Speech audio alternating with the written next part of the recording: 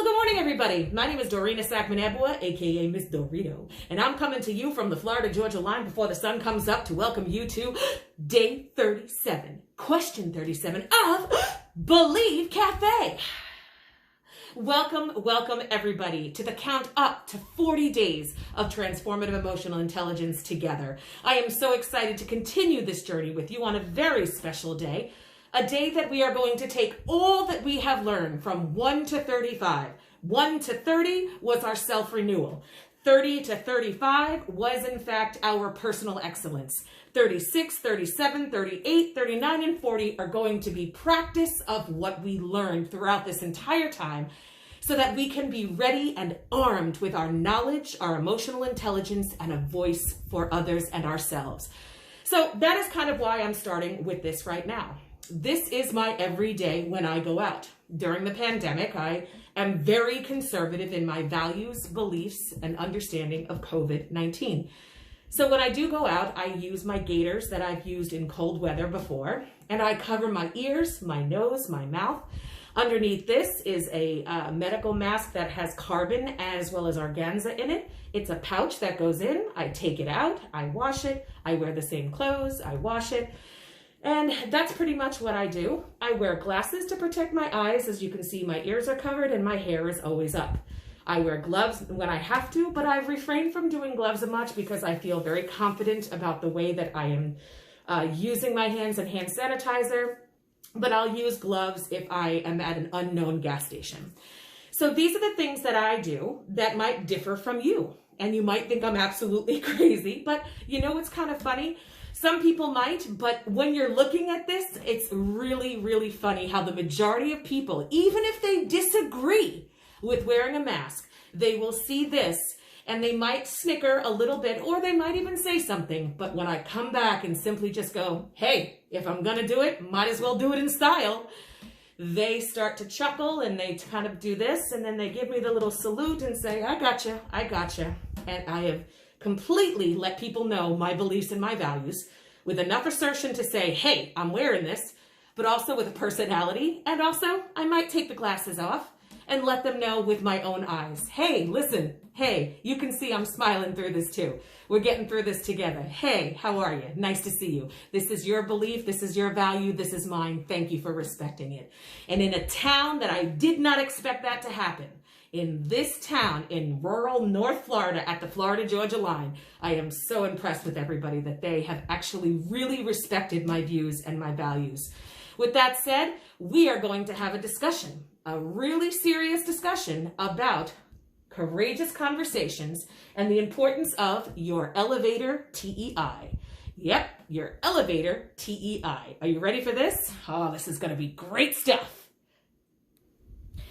All right, I got my messy bun, so let's have some fun. And I got my, well, she doesn't have one.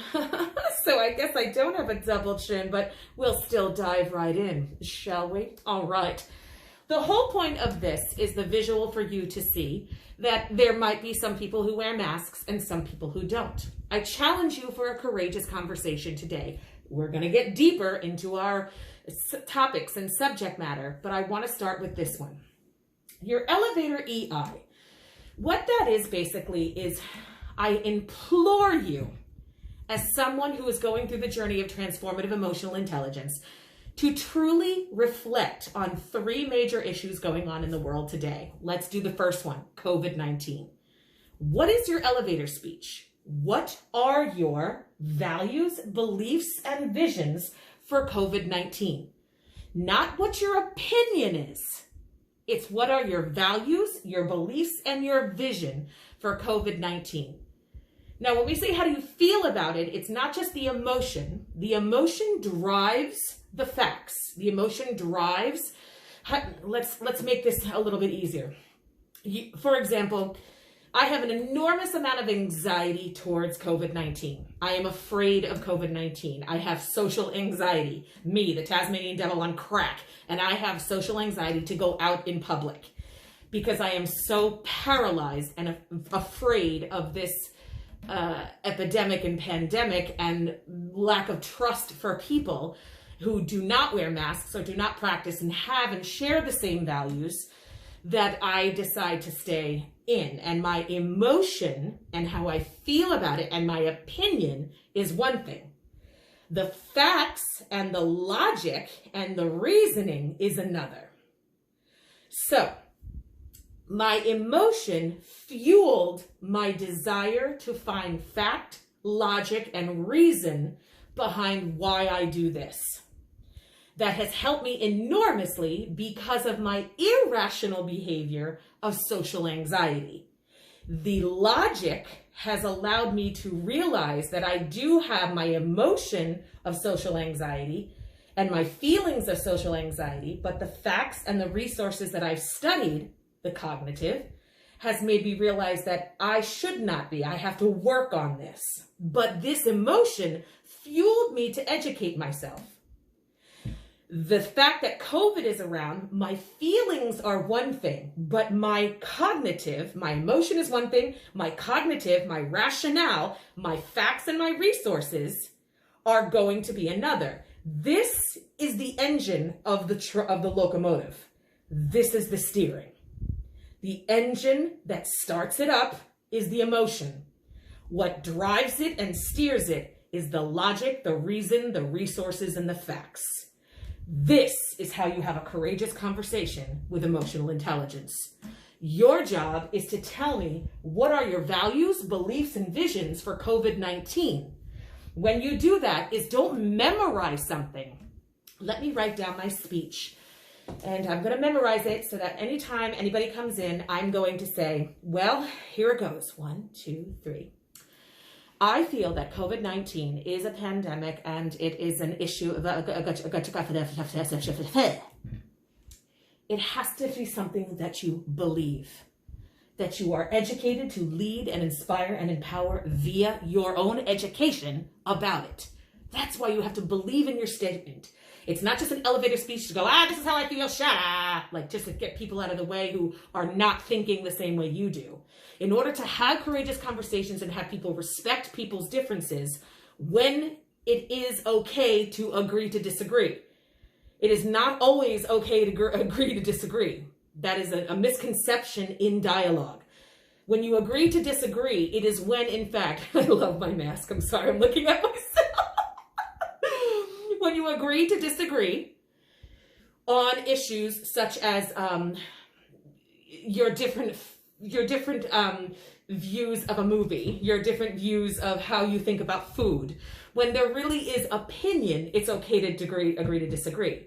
When there are facts, logic, and resources, it's not okay. It's okay to disagree and agree to disagree, but you must really back each other up, back your statements up with logic, resources, and fact.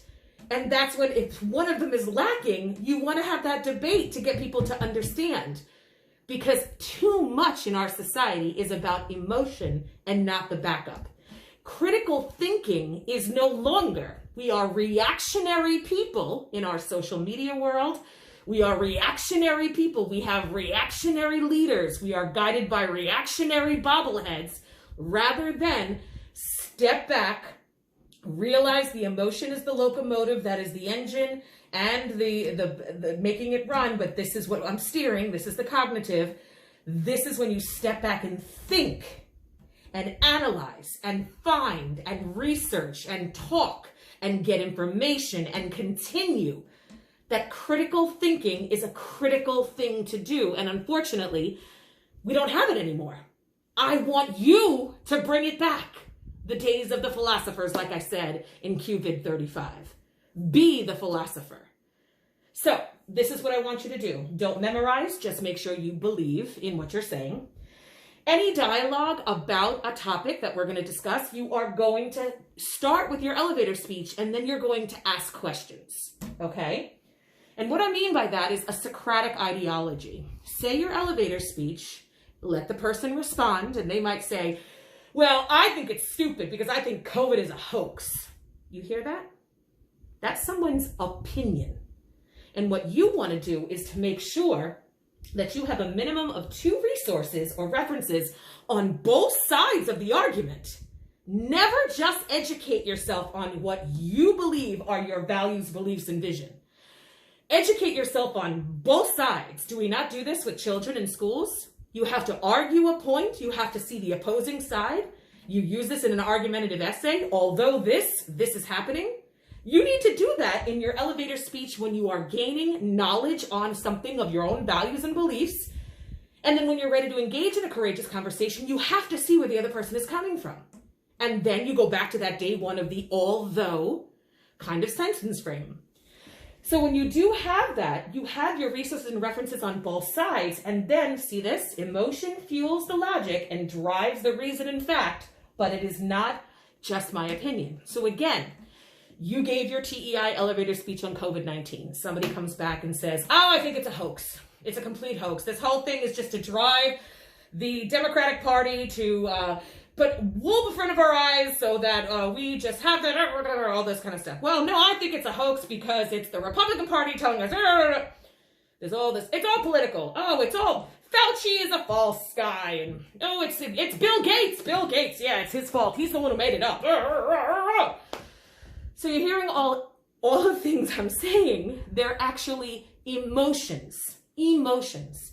They might have read it somewhere, but they're reacting. And where did they read it? Did they read it in a place that makes them think like they do, and in a place where it continues their own ideology and thought process, so it validates their thoughts? So if you feel some way and you look for validation of that, that's not necessarily the fact. That's just somebody validating it for you. And many times we are people who have such strong feelings about something. Feelings do not necessarily want to back it up with fact. They want to back it up with somebody who agrees with them. But that's not the fact. That's not the logic.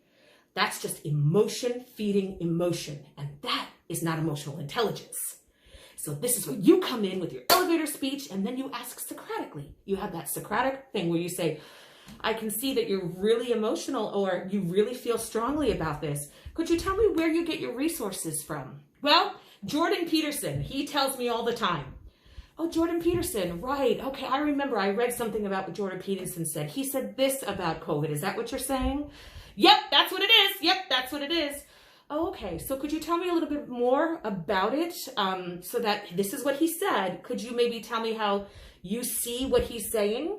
So now you're asking the person to reiterate the information that they gained rather than regurgitate. To regurgitate something is not knowledge. It's just backing up your own emotion. But to reiterate and summarize in your own words allows you to own it. Many people who are reacting to things don't do that. As somebody with an elevator speech of TEI, you will. You'll be able to do that. This is a very powerful day, just so you know. I'm so excited about it. Okay, so this is where you do your elevator speech. Here is where this comes up. So here's the scenario. You are engaged in a conversation about coronavirus and wearing masks that is opposite of what you feel. Maybe you're watching this and you think I'm out of my freaking mind for wearing this. Maybe you believe that masks are not proper and that is not right and masks are unnecessary. Go for it. 100%. That is your value, your belief, your vision for COVID-19. Please make sure that you are not memorizing your elevator speech. You believe it by being the educated who lives to inspire and empower via your education about it. Then you have a minimum of 2 resources and references on both sides so that you can come to that conclusion on fact and logic and not emotion. And don't forget, you probably got the emotion that drove you to say, I've got to study this. So it fueled your reason and your logic and your facts, but it is not, this is just my opinion. This is just how I feel. How you feel about wearing a mask or not wearing a mask is not what it's about. It's how you feel that fuels you to say, this is now why I'm not doing it. I don't want to know how you feel. I want to know what you really believe. What is your value about it? That, my friends, is how we can change the freaking world. So, little by little, you are engaged in a conversation about coronavirus and masks. Somebody says something to you. Here is the sentence frame. You do not have to follow this, but this is a guide, and maybe you have something that you would like to do. But watch. I'm talking to somebody who is anti-mask, okay? And the person just says, Dorina, you know, that's great that you wear a mask and stuff, but please, if I come to your house and stuff and you invite me, I'm not wearing a mask. Turn around. Thank you so much. It's really good to see you, by the way. I'm really excited. And thank you for going more than 6 feet. That means a lot to me that you're doing that. Sure, Dorina, no problem. Of course I'll do that. I'll go 6 feet, but I'm not going to wear a mask. I mean, I'm outside right here and I'm 10 feet away from you at your house. I mean, isn't that good enough? You know what? You're right, you know? But why do you think you have to wear a mask anyway, Dorina? I mean, I think you look ridiculous, and I don't know. I just think it's a stupid thing, and I think it's a hoax. Well, you know, there are so many different viewpoints on the coronavirus, you know, friend? And there are so many outlets where you can gather that information, right? Just so many. I base my beliefs on, and my values and my vision about this whole thing on the sources that I get from the WHO and the CDC.